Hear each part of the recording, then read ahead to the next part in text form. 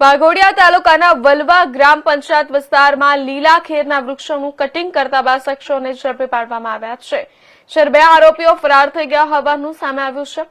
એક તરફ સરકાર પર્યાવરણ બચાવવા માટે વૃક્ષો વાવો જીવન બચાવો જેવા અભિયાનો ચલાવી રહી છે, ત્યારે બીજી તરફ વાઘોડિયા તાલુકામાં લીલા વૃક્ષોના કટિંગની ઘટનાઓ સામે આવતા ચિંતા વ્યાપી છે.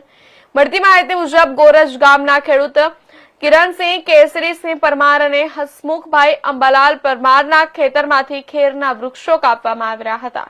ખેડૂતોએ પોતાના ખેતરમાં લીમડો, ચંદન, ખેર અને બોર જેવા વૃક્ષોનું સંવર્ધન કર્યું હતું. લોભિયા તત્વોએ ખેરના અંદાજે 6 જેટલા વૃક્ષોનું કટિંગ કરી નાખ્યું હતું. ખેડૂતોના જણાવ્યા અનુસાર અગાઉ પણ તેમના ખેતરમાં ચંદનના વૃક્ષોની ચોરી થઈ ચૂકી છે. વલવા પંચાયતને અમારી જમીન આવી છે, એમાં મેં ગોરજનો છું. તો તે ઝાડી કપાતી રીતે અમને જોન થઈ તો અમે જોવા ગયા. બધી ખ્યાલ જ છે.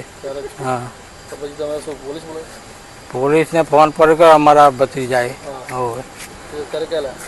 વાઘોડિયા હસમુખ અંબાલાલ.